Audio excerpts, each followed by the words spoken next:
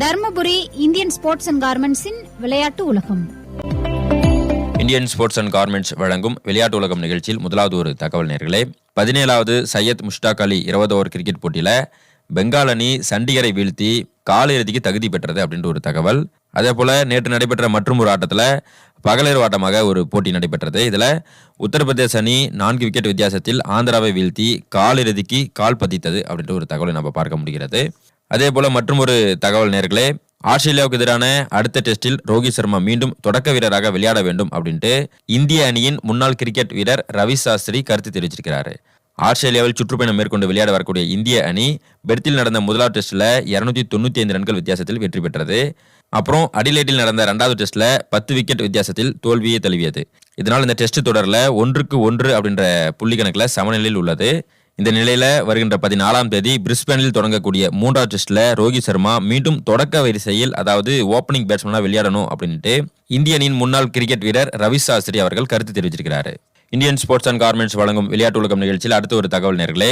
இந்திய grand master Gukesh நடப்பு champion சீனாவின் ரிங்க்லின் இடையிலான உலக செஸ் சாம்பியன்ஷிப் போட்டி சிங்கப்பூரில் நடைபெற்று வருகிறது. 14 சுற்றுகள் கொண்ட இந்த போட்டியில 11வது சுற்று முடிவில் குகேஷ் 6-5 அப்படின்ற புள்ளி கணக்கில் முன்னிலை வகித்தார். இந்த நிலையில 12வது சுற்று நேற்று நடைபெற்றது. இந்த போட்டியில கட்டாயம் வென்றாக வேண்டும் அப்படின்ற ஒரு நெருக்கடியோட லிரேன் வெள்ளை நிற காய்களோடு விளையாடினார். போட்டி விறுவிறுப்பாக நடைபெற்றது. போட்டியின் முடிவில் 39வது நகர்த்தலில் செக் வைத்து லிரேன் வெற்றியை தட்டிச் சென்றார்.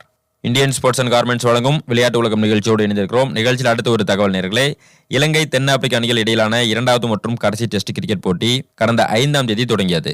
இதில் முதல் இன்னிங்ஸ்ல தென்னாப்பிரிக்க அணி 358 ரன்னும் இலங்கை அணி 328 ரன்னும் எடுத்தது. 30 ரன்கள் முன்னிலையோடு 2வது இன்னிங்ஸை ஆடிய தென்னாப்பிரிக்க அணி 317 ரன்கள் எடுத்து ஆல் அவுட் ஆனதால் இலங்கை அணிக்கு 348 ரன்கள் அப்படின்ற ஒரு வெற்றி இலக்காக நிர்ணயிக்கப்பட்டது. இந்த இலக்கை நோக்கி 2வது இன்னிங்ஸை ஆடிய இலங்கை அணி 4வது நாள் ஆட்ட முடிவில் 52 ஓவர்களில் 5 விக்கெட் இழப்பிற்கு 205 ரன்கள் எடுத்திருந்தது. 5வது மற்றும் கடைசி நாள் ஆட்டம் நேற்று நடைபெற்றது. இதன் ஆட்ட நேர முடிவில் 69.1 ஓவர்களில் இலங்கை அணி 238 ரன்களில் ஆல் அவுட் ஆனது. இதனால் தென்னாப்பிரிக்க அணி 109 ரன்கள் வித்தியாசத்தில் வெற்றி பெற்றது. இந்த வெற்றியின் மூலமாக தென்னாப்பிரிக்க அணி டெஸ்ட் தொடரை 2-0 என்ற புள்ளி கணக்கில் முழுமையாக கைப்பற்றியுள்ளது. மேலும் டெஸ்ட் தொடர் சாம்பியன்ஷிப் புள்ளி பட்டியலில் முதலிடத்திற்கு முன்னேறியது. நேர்கள் இதுவரை கேட்டீர்கள் தர்மபுரி இந்தியன் ஸ்போர்ட்ஸ் அண்ட் கார்மெண்ட்ஸின் விளையாட்டு உலகம். இந்நிகழ்ச்சியினை வழங்கியவர்கள் Indian sports and garments, town bus stand எதிரில், JJ மார்க்கெட் அருகில், தர்மபுரி.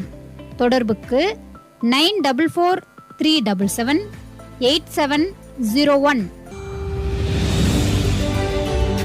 இந்தியன் கார்மெண்ட்ஸ், சோகத்தூர் ஏரி அருகில், தர்மபுரி. பள்ளி கல்லூரி மாணவர்களுக்கான டி-ஷர்ட் லோயர்கள், பொங்கல், தீபாவளி, விநாயகர் சதுர்த்தி, உங்கள் ஊர் திருவிழாக்கள் என அனைத்து விதமான விழாக்களுக்கும் உங்கள் மனதிற்கு பிடித்தமான வண்ணங்களில் தங்களின் விருப்பத்திற்கேற்ற டிசைன்களில் டி-ஷர்ட்டுகள் பிரிண்ட் செய்து தைத்து தரப்படும். இந்தியன் கார்மெண்ட்ஸ், சோகத்தூர் ஏரி அருகில், தர்மபுரி. தொடர்புக்கு 9443778701. விளையாட்டு பொருட்கள் வாங்க இந்தியன் ஸ்போர்ட்ஸ் அண்ட் கார்மெண்ட்ஸுக்கு வாங்க. Indian sports and garments, town bus stand எதிரில், JJ மார்க்கெட் அருகில், தர்மபுரி.